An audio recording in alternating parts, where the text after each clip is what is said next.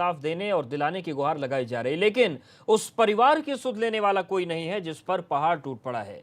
ABP network की team पीड़िता के गांव पहुंची और जो सच्चाई हम आपके सामने लाने जा रहे हैं उसे देखकर आपका दिल दहल जाएगा। उनकी सहमति के बाद हमने वो अंतिम संस्कार करा। इनके पैर पकड़े, झोली पसारी, एक बार बेटी का चेहरा दिखा दो, एक बार भीख डाल दो इसको झोली में। हमारी ये मांग है कि यहाँ के इन तमाम ऑफिसर्स को डीएम, एडीएम, एसडीएम, पुलिस के अधिकारी, इन सबको तुरंत प्रभाव से निलंबित किया जाए। हम समझते हैं कि पुलिस का यहाँ रोकना बिल्कुल कंडेमेबल है, गलत है।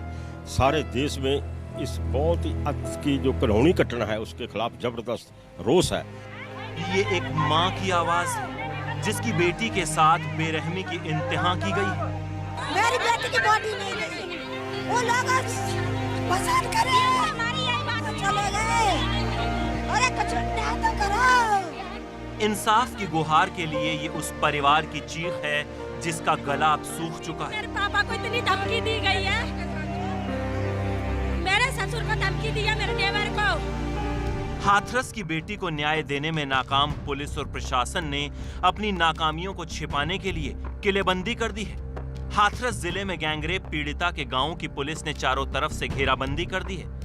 पुलिस अगर ये मुस्तैदी पहले दिखाती तो चेहरा छिपाने के लिए इतनी जद्दोजहद की नौबत ही नहीं आती। देखिए किस तरीके से एकाएक किस तरीके का माहौल बन गया, जैसे पता नहीं किस युद्ध की तैयारी यहाँ पर की जा रही है। खबरें ये भी आ रही है कि मीडिया वाले लगातार जब इनसे कह रहे हैं कि हमें अंदर जाने दिया जाए तो उसी को लेकर तैयार। सर आप लोग क्या तैयारी क्या कर रहे हैं, कुछ बताएंगे? वो क्या रहा है सर, ये इतनी तैयारी किस चीज की है? 2 मिनट पीछे से बताएंगे, अभी बताएंगे। हुआ है कुछ हुआ है, कुछ चीज नहीं। आप में से कोई तो बता दे सर, इतना अचानक आप लोगों ने क्यों माहौल बना दिया? क्या हुआ है, किसी को पता है कुछ? आप में से किसी को पता है कि आप लोग क्यों यहाँ पर तैनात कर दिए गए अचानक? देखिए ये हालात है, सुबह से पूछ कर गला सूख गया लेकिन कोई बोलने को तैयार नहीं है। एकदम मूक दर्शक बनी हुई है पुलिस यहाँ पर। आज की तारीख में बेशर्मी का अगर कोई चेहरा होता तो वो बिल्कुल हाथरस के प्रशासन की तरह होता। एक के बाद एक कारनामे ने पुलिस के चेहरे पर कालिख पोत दी है और इस कड़ी में पहला नाम जिले के मुखिया का ही है। गैंगरेप पीड़िता के शव को बिना परिवार वालों को बताए डीएम के आदेश पर जला दिया गया। परिवार रो रो कर आखिरी बार चेहरा देखने की गुहार लगाता रहा, लेकिन पुलिस ने गुपचुप तरीके से शव जला दिया। पीड़िता के घर पहुंचे डीएम से जब महिलाओं ने सवाल किया तो यू टर्न लेना पड़ा। किस तरीके से गाड़ियां यहां से भागी हैं, जब परिवार की जो महिलाएं हैं, खासतौर पे लड़की की माँ, भाभी और जो अन्य रिश्तेदार हैं, जब वो उनसे मिलने के लिए आए तो डीएम साहब को बगैर मिले ही वहां से चले गए। हम सारी लेडीज़ थी तो उठा के कांटों में फेंक रहे हैं, या क्यों नहीं रुके? मेरी बच्ची की बॉडी दो, लाठी बजाई उन लोगों ने रात को। आप माहे पैर पकड़ लिए, इनके पैर पकड़े, झोली पसारी, एक बार बेटी का चेहरा दिखा दो, एक बार भीख डाल दो इसको झोली में। हमने ठोकी, हमने हाथ भी जोड़े डीएम के, हमें अपनी बहन की बॉडी। मेरी बेटी की बॉडी नहीं गई, वो लोग पसंद करे, हमारी यही बात चले गए। अरे कुछ न्याय तो करो। अपना पाप छिपाने के लिए जहां पुलिस ने पीड़िता के शव को आधी रात में आनन फानन में जला दिया, उसी जगह की एक तस्वीर वायरल हो रही है। आप भी देखिए, पुलिस वाले एक ही रट लगाए हैं, हमें बोलने का अधिकार नहीं है। सर राइट नहीं है बोलने का, मैं 3rd क्लास का एक पुलिस ऑफिसर हूँ, जल क्या रहा है आपके सामने? 3rd स्केल का पुलिस ऑफिसर हूँ, मुझे बोलने का अधिकार नहीं हिंदुस्तान में। दलित बेटी के साथ हैवानियत की हदें पार कर दी गई और जिस जगह शव जलाया गया वहां खड़े इस पुलिस वाले का मुस्कुराता चेहरा देखिए। वायरल हो रही इस तस्वीर में बेशर्मी की सारी सीमाएं लांघ दी गई हैं। हाथरस गैंगरेप कांड पर अपनी नाकामी छिपाने के लिए मुख्य सड़क तो छोड़िए, पुलिस खेतों तक पर चाक चौबंद खड़ी है। पुलिस वाले तोते की तरह रट लगाए हैं कि ऊपर से आदेश है। हाथरस में बुलगड़ी गांव के रास्ते में हम हैं सर, क्यों मना कर रहे हैं मीडिया को यहाँ से जाने से? अभी हमारी एसआईटी टीम काम कर रही है वहाँ पर, विवेचना जो टीम गठित हुई है। हाँ। उस वजह से तो अभी आगे आप खुद ही कह रहे गांव यहाँ पे नहीं है, तो गांव तो आगे है। तो रास्ता तो यही से है, तो फिर क्यों रोक रहे हैं? हम तो पैदल भी चले जाएंगे, आपको गाड़ी रोकनी है? नहीं प्लीज, अभी नहीं। किसकी तरफ से आदेश है सर, किसकी तरफ से? हमारे उच्च अधिकारियों का आदेश। मतलब कहाँ से आया सर आदेश, बताइए तो सही।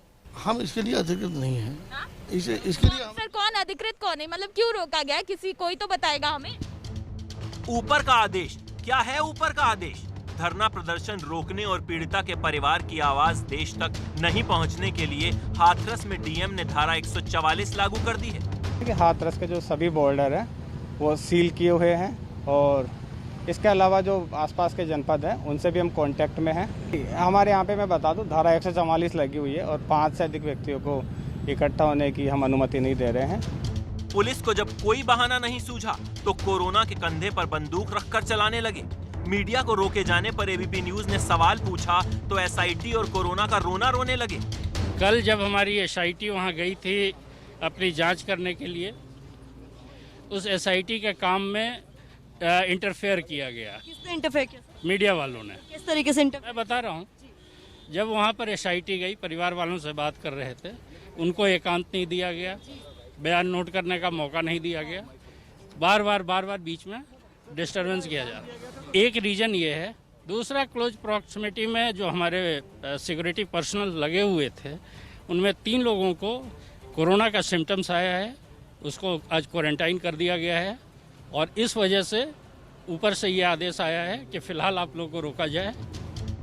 जी यही वो पुलिस है जो अब 36 बहाने बना रही है ताकि लोग पीड़िता के परिवार तक पहुंच न पाए, मीडिया उनकी आवाज देश तक न पहुंचा पाए। लेकिन आपको याद दिला दें, यही वो हाथरस की पुलिस है जिसने गैंगरेप का केस दर्ज करने में 8 दिन लगा दिए थे। समय पर पीड़िता को बेहतर इलाज नहीं दिलाया गया। दिल्ली के अस्पताल में मौत हुई तो शव को जला दिया गया। पुलिस समय पर कदम उठाती तो अपनी करतूतों को छिपाने के लिए इतनी मेहनत नहीं करनी पड़ती। हाथरस की बेटी को इंसाफ दिलाने की लड़ाई पूरे देश में फैल चुकी है। जब तक हाथरस के दरिंदों का हिसाब नहीं होता, ये जंग जारी रहेगी। काश कि हाथरस के हाकिमों को शर्म आती, लेकिन इनके चेहरे को देखकर शर्म भी जाहिर तौर पर शर्मिंदा हो जाएगी। हाथरस कांड पर इस वक्त एक बड़ी खबर आ रही है। महिला वकीलों ने चीफ जस्टिस को चिट्ठी लिखी है। हाथरस कांड में सीजेआई से दखल देने की मांग की है। 42 महिला वकीलों ने चिट्ठी लिखी है चीफ जस्टिस ऑफ इंडिया को। हाईकोर्ट की निगरानी में जांच कराने की मांग की गई है और मामले से जुड़े अधिकारियों पर कार्रवाई की मांग की गई है। तो ये इस वक्त की बड़ी खबर। हाथरस में जिस तरीके से प्रशासनिक मिसहैंडलिंग हुई, जिस तरीके से पुलिस ने साहूकारों की तरह जुल्म किया, जिस तरीके से डीएम वहां पर मामले को संभाल नहीं पा रहे हैं, अब इस पूरे मामले पर एक नया अपडेट सामने आ रहा है। नया अपडेट यह है कि महिला वकीलों ने चीफ जस्टिस को चिट्ठी लिखी है। हाथरस कांड में सीजेआई से दखल देने की मांग की है। 42 महिला वकीलों ने चिट्ठी लिखी है चीफ जस्टिस ऑफ इंडिया को और हाईकोर्ट की निगरानी में जांच कराने की मांग की है। मामले से जुड़े अधिकारियों पर कार्रवाई की मांग भी की गई है। इससे पहले आपको बता दें, इलाहाबाद हाई कोर्ट का जो लखनऊ बेंच है वो इस पूरे मामले पर संज्ञान ले चुका है, लेकिन इस पूरे मामले पर महिला वकीलों ने जो मुख्य न्यायाधीश है सर्वोच्च न्यायालय के, उनसे दखल देने की मांग की। अविनाश हमारे साथ जुड़ गया। अविनाश, क्या कुछ इस चिट्ठी में मांग की गई है, क्या लिखा गया है? देखिए क्या होता है, अगर बात करें तो सुप्रीम कोर्ट में प्रैक्टिस करने वाली 42 महिला अधिवक्ताओं ने यह पत्र मुख्य न्यायाधीश को लिखा है, जिसमें उन्होंने मुख्य मांग की है कि उत्तर प्रदेश में ये जो घटना घटी हाथरस के अंदर, उसकी जो जांच है वो किसी हाई कोर्ट या सुप्रीम कोर्ट के रिटायर्ड जज से कराई जाए। इसके साथ साथ जो संबंधित अधिकारी हैं उनके खिलाफ कार्रवाई किया जाए। खासतौर से जिस तरीके से पीड़िता के शव का अंतिम संस्कार किया गया है, इसको लेकर उन्होंने खास जिक्र किया है कि इससे जिस भी अधिकारी की लापरवाही रही हो उसके खिलाफ सख्त कार्रवाई किया जाए। अब क्योंकि सुप्रीम कोर्ट कल, परसों और रविवार को बंद है, कल 2 अक्टूबर है, गांधी जयंती है, इस वजह से बंद है, और शनिवार रविवार को सुप्रीम कोर्ट बंद रहता है। लिहाजा सोमवार को सुप्रीम कोर्ट के चीफ जस्टिस इस पत्र पर क्या संज्ञान लेते हैं, ये देखने वाली बात होगी। बिल्कुल, और जिस तरीके से अविनाश पहले ही इलाहाबाद हाईकोर्ट की लखनऊ बेंच ने इस मामले में संज्ञान ले लिया है, सरकार को नोटिस दिया गया है, हाथरस के अधिकारियों को नोटिस दिया गया है। अब दिल्ली में भी जो 42 महिला अधिवक्ता हैं उन्होंने सीजेआई से दखल देने की मांग की है। क्या इन लोगों ने यह भी बताया है कि क्यों चाहती हैं कि सीजेआई दखल दें? क्या उन्हें यह लग रहा है कि उत्तर प्रदेश सरकार इस पूरे मामले की जांच निष्पक्ष तरीके से नहीं करवाएगी? जी बिल्कुल, जिस तरीके से खास तौर पर जिक्र किया गया है कि जो महिला है, खासतौर से जो पीड़िता महिला थी, उसके शव के साथ जिस तरीके से अंतिम संस्कार किया गया, इसको काफी ज्यादा जोर शोर से उठाया गया है। और खासतौर से ये भी कहा गया है कि जिस तरीके से लॉ एंड ऑर्डर रहा है उत्तर प्रदेश के अंदर और पीड़िता का अंतिम संस्कार किया गया, वो सवालों के घेरे में। ऐसे में उन अधिकारियों से न्याय की उम्मीद काफी कम है, इसलिए लिहाजा सुप्रीम कोर्ट को दखल देनी चाहिए और हाई कोर्ट या सुप्रीम कोर्ट के रिटायर्ड जज से ये SIT बनाकर जांच कराई जानी चाहिए और इस पे हाई कोर्ट या सुप्रीम कोर्ट की निगरानी हो, जिससे कि इसमें पीड़िता को न्याय मिल सके।